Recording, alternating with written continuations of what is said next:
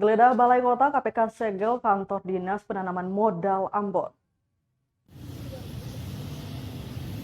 Dinas Penanaman Modal dan Pelayanan Terpadu Satu Pintu atau DPMPTSP Kota Ambon disegel Komisi Pemberantasan Korupsi atau KPK RI Selasa 17 Mei 2022. Tertempel kertas pemberitahuan pada kedua pintu ruangan yang berada di lantai 2 Balai Kota Ambon. Pantauan tribunambon.com, penyegelan telah dilakukan sejak pagi hari. Selain menyegel, tim anti rusuh itu selain menyegel, tim anti rasuah itu juga menggeledah sejumlah ruang dinas pada Pemkot Ambon. Di antaranya Dinas Pariwisata, Dinas Perindustrian dan Perdagangan Kota Ambon. Tak hanya itu, penggeledahan juga berlangsung di kantor Dinas PU Kota Ambon, Jalan Yan Pais sekitar pukul 7 waktu Indonesia Timur.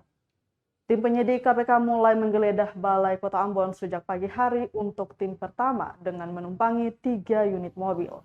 Kemudian sekitar pukul 11 waktu Indonesia Timur, rombongan kedua KPK datang mengendarai 5 unit mobil.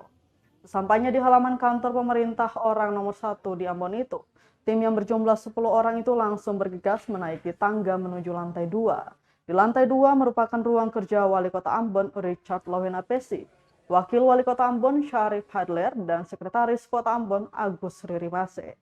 Proses penggeledahan pun dikawal langsung oleh aparat Brimob Polda Maluku.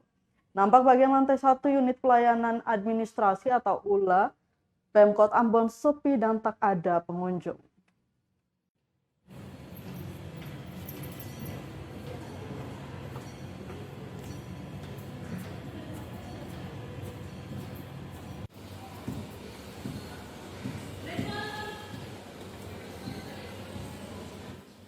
Terima kasih sudah nonton.